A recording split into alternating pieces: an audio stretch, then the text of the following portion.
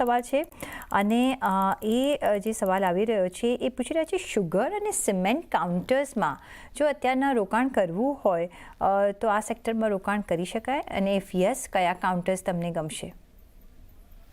જી સો sugar સ્ટોકમાં commodity driven એટલે સાયકલિકલ થોડુંક સ્ટેપ છે. સો બજાજ હિન્દુસ્તાન છે, તમે જોશો તો કરંટ રેટ ઉપર થોડુંક ડાઉન ટ્રેન્ડમાં બની રહ્યું છે.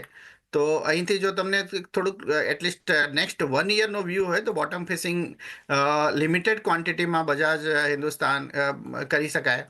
એના સિવાય બલરામપુર ચીનીમાં પણ થોડે લિમિટેડ ક્વોન્ટિટીમાં લોંગ ટર્મ પોઈન્ટ ઓફ વ્યૂથી બાય કરી શકાય છે. સુગરમાં બલરામપુર ચીની કમ્પેરેટિવલી વધારે એટ્રેક્ટિવ દેખાઈ રહ્યું છે, તો બલરામપુર ચીનીમાં વધારે ફોકસ હોવો જોઈએ. સિમેન્ટ સ્ટોકમાં વાત કરીએ તો અંબુજા સિમેન્ટ જે રીતના ઓવરઓલ સ્ટોકમાં કરેક્શન જોવા મળ્યું છે, એ પછી અંબુજા સિમેન્ટ અને અલ્ટ્રાટેક સિમેન્ટ ઉપર mid to long term point of વ્યૂથી ફોકસ કરી શકાય છે.